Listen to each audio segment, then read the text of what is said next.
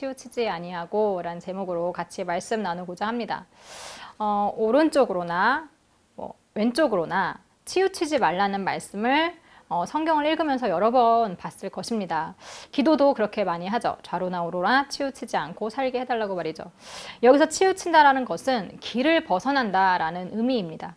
방향을 살짝 바꾸는 거죠. 만약 우리가 일자로 쭉 나아가는 길을 걷다가 5도, 10도 아주 조금 걷는 각도를 바꿔서 걷는다면 처음엔 그 길에서 벗어나지 않지만 가면 갈수록 원래의 길에서 점점 멀어지게 될 것입니다. 그래서 고등길을 걸을 때 그 길을 벗어나지 않기 위해서는 좌로나 우로나 즉 한쪽으로 치우치지 않도록 유의하면서 걸어야 합니다. 특히 운전할 때 차체를 조금만 치우쳐도 한쪽으로 치우쳐도 금방 차선을 넘게 되죠. 그래서 운전할 때 좌로 갔다 우로 갔다 하지 않도록 똑바로 곧게 가는 것은 우리의 목숨과 직결된 아주 중요한 문제입니다. 마찬가지로 우리의 인생길에서도 좌우로 치우치지 않고 가는 것은 우리의 영원한 생명과 관련된 중요한 문제입니다. 그래서 우리는 인생을 살면서 좌로나 우로나 치우치지 않도록 하나님께 늘 기도하면서 유의하고 살아야 합니다. 살짝 삐끗했는데 그걸 눈치채지 못하고 그대로 가다 보면 우리의 인생 끝에서 내가 계획하지 않던 상황과 마주치게 될 테니까요. 그렇기 때문에 무작정 열심히 길을 가는 것보다는 내가 지금 잘 가고 있는지 중간에 한 번씩 점검할 필요가 있습니다. 오늘을 그날로 삼으시면 좋겠어요. 하나님께서는 모세의 뒤를 이어서 이스라엘의 영도자가 된 새롭게 영도자로 세워진 그 여호수아에게 이렇게 말씀을 하십니다. 여호수아 1장 7절에 오직 강하고 극히 담대하여 나의 종 모세가 내게 명령한 그 율법을 다 지켜 행하고 우로나 좌로나 치우치지 말라. 그리하면 어디로 가든지 형통하리니. 이 말씀을 보면 우로나 좌로나 치우치지 않는 것이 바로 율법을 지키는 것입니다. 하나님의 명령을 지키고 행하는 것이 치우치지 않는 길인 거죠. 그리고 좌로나 우로나 치우치지 않으면 어디로 가든 간에 그 길이 평탄할 것이라고 또 형통할 것이라고 말씀하십니다. 여호수아뿐만 아니라 하나님을 믿는 사람들이라면 사람들은 반드시 하나님의 명령을 지키고 행해야 합니다. 주님이 이끄시는 대로 똑바로 가지 않고 좌로나 우로나 치우치면 형통함은 사라지겠죠. 만약 내가 하나님의 말씀을 지키지 않고 살아가는데 삶이 형통하다. 이건 심각한 문제입니다. 돌이킬 기회를 가지지 못할 확률이 높기 때문이죠. 육적 형통함보다도 영적인 형통함이 더 중요합니다. 그리고 좌로나 우로나 치우치지 않는 것은 다른 신을 섬기지 않는 것을 의미합니다. 신명기 28장 14절 말씀 보시면 내가 오늘 너희에게 명령하는 그 말씀을 떠나 좌로나 우로나 치우치지 아니하고 다른 신을 따라 섬기지 아니하면 이와 같으리라. 나의 중심에 하나님이 계셔야 합니다.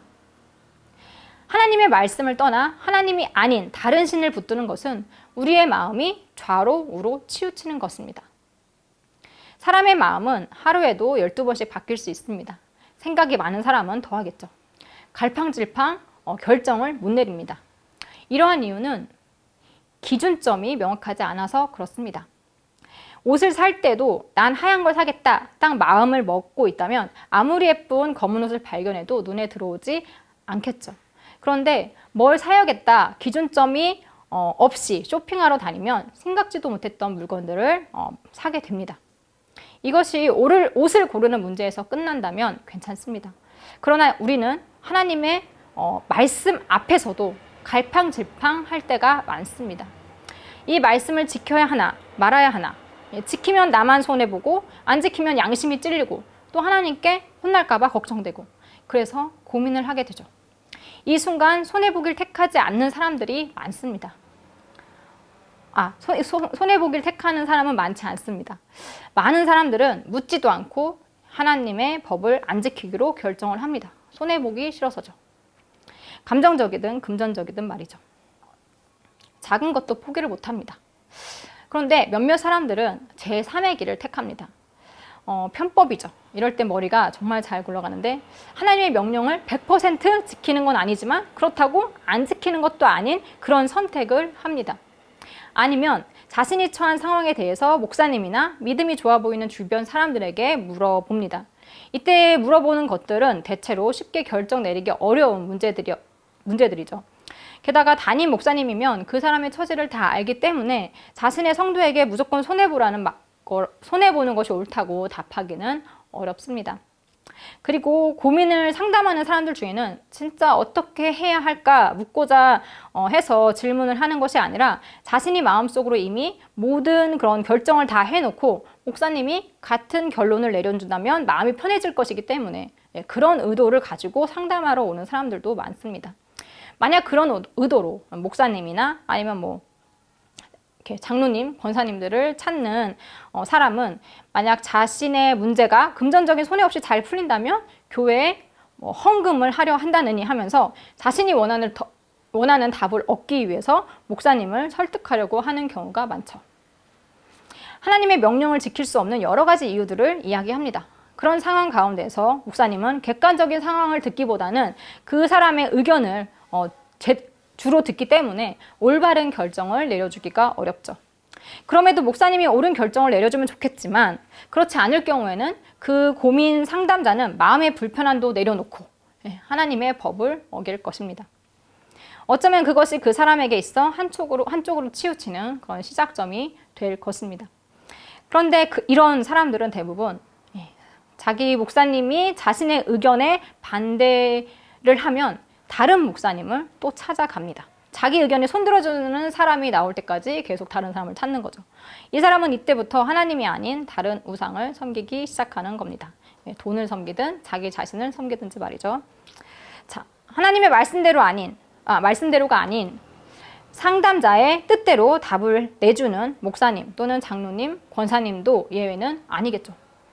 말라기 2장 9절 말씀 보시면 너희가 내 길을 지키지 아니하고 율법을 행할 때에 사람에게 치우치게 하였으므로 나도 너희로 하여금 모든 백성 앞에서 멸시와 천대를 당하게 하였느니라 하시니라. 하나님은 제사장들의 잘못을 지적하고 계십니다. 그들은 하나님의 길, 그 하나님의 뜻을 지키지 않고 오히려 사람에게 치우쳐서 사람들이 듣기 좋은 말들을 해 주었습니다. 그 결과 제사장들이 모든 백성 앞에서 멸시 천대를 당하게 될 것이라고 하나님은 말씀하십니다. 상담할 때도 잘 하셔야겠죠. 올바른 길로 이끌어주는 것은 쉬운 일이 아닙니다. 내 지혜만으로는 할 수 없는 일이죠. 특히 영적인 문제에 있어서는 더욱더 그렇습니다. 성령님의 도우심이 절실히 필요합니다. 우리의 다리는 여기 다리죠. 우리의 다리는 좌편이나 우편으로 치우치지 말고 악으로부터 떠나야 합니다. 잠언 4장 27절 말씀 보시면 좌로나 우로나 치우치지 말고 너의 발을 악에서 떠나게 하라. 그런데 우리는 스스로 악에서 떠나지 못하는 죄인들입니다. 그것을 사단은 누구보다 잘 알고 있죠. 그래서 우리에게 스스로 주인이 되라 라고 유혹을 합니다. 자기가 자기 스스로를 지키도록 하는 거죠. 우리가 하나님을 의지하지 못하도록 만듭니다. 그런데 우리는 그런 사단의 유혹을 좋아합니다. 하나님의 능력을 의지하기보다는 내 능력이 좋아서 모든 문제를 해결하길 바라죠. 여러분은 얼마나 하나님을 의지하고 사시나요? 하나님의 능력보다 내 능력을 더 의지하다 보면 우리는 하나님의 말씀이 아닌 다른 한쪽으로 치우치는 삶을 살게 됩니다. 우리의 발은 점점 악을 향해 나아가게 될 것이고 그 결과 우리는 조금씩 하나님과 멀어지게 될 것입니다. 죄는 시간이 지날수록 번성하니까요. 그러나 우리가 죄인임에도 소망을 잃지 않을 이유는 우리의 죄를 사해 주시는 예수님이 계시기 때문입니다. 우리는 자신의 발길이 어디를 향하고 있는지 체크하면서 만약 악으로 향한 자신의 발을 보게 된다면 예수님께 회개하고 다시 하나님의 말씀으로 돌아와야 할 것입니다. 이스라엘의 왕이 세워지기 전, 훨씬 전 하나님은 모세에게 이스라엘 왕이 지켜야 할 일들에 대해서 미리 말씀을 하고 계십니다. 그중 한 구절이 신명기 17장 20절 말씀이죠. 보시면 그리하면 그의 마음이 그의 형제 위에 교만하지 아니하고 이 명령에서 떠나 좌로나 우로나 치우치지 아니하리니 이스라엘 중에서 그와 그의 자손이 왕위에 있는 날이 장구하리라. 하나님은 왕의 직무를 맡은 자들에게 하나님의 명령을 떠나 좌로나 우로나 치우치지 말라고 명하고 계십니다. 그러면 그와 그의 자손이 계속해서 왕위를 이을 것이라고 말이죠. 그 말씀을 잘 지킨 대표적인 인물이 바로 다윗 왕입니다. 다윗은 어떤 순간에도 하나님만을 바라봤습니다. 그래서 이러한 명령을 잘 지킨 왕들을 표현할 때 이렇게 표현을 합니다. 역대하 34장 2절에 여호와 보시기에 정직하게 행하여 그의 조상 다윗의 길로 걸으며 좌우로 치우치지 아니하고. 이스라엘의 많은 왕들 중에 어떤 왕들은 좌우로 치우치지 않고 다윗의 길을 걸었습니다. 하지만 안타깝게도 그렇지 않은 왕들이 더 많았습니다. 결국 이 다윗 왕조는 바벨론에 의해서 멸망을 당하고 맙니다. 좌로나 우로나 치우치지 않고 하나님의 말씀을 잘 지키는 자는 신명기 28장에서 복을 주신다고 하나님은 약속을 하셨습니다. 그러나 그렇지 않을 경우에는 저주가 있을 것임을 경고하셨죠. 그러므로 좌우로 치우치지 않는, 즉 하나님의 말씀을 잘 듣고 지키고 행하는 것은 하나님의 백성된 자로서 반드시 해야 할 일입니다. 우리가 좌로나 우로 치우칠 때 스스로 깨닫지 못할 때가 많습니다. 그저 상황이 그러니 어쩔 수 없다는 핑계를 대죠. 그리고 여전히 교회 테두리 안에 있으니까 아직은 괜찮다고 생각을 합니다. 그러나 한 번 놓친 고삐는 다시 잡기 힘듭니다. 점점 멀어지게 되어 있습니다. 한 주 정도 교회 빠지면 심장이 두근두근 하죠. 뭔 일 날까 싶어서 이렇게 마음에 어려움이 있습니다. 근데 2주 정도 빠지면 어쩔 수 없지. 상황이 그런데 라고 생각을 합니다. 그렇게 한 달 교회에 안 나오면 다시 교회로 돌아오기 힘들어집니다. 내가 한 선택이 그 순간의 갑작스러운 선택이라고 우리는 생각을 하는데 사실 그것은 착각입니다. 엉겹결의 한 행동들이 전부 다 나인 거죠. 그 선택은 본인의 삶의 결실입니다. 그 사람의 평소 영적 실력이죠.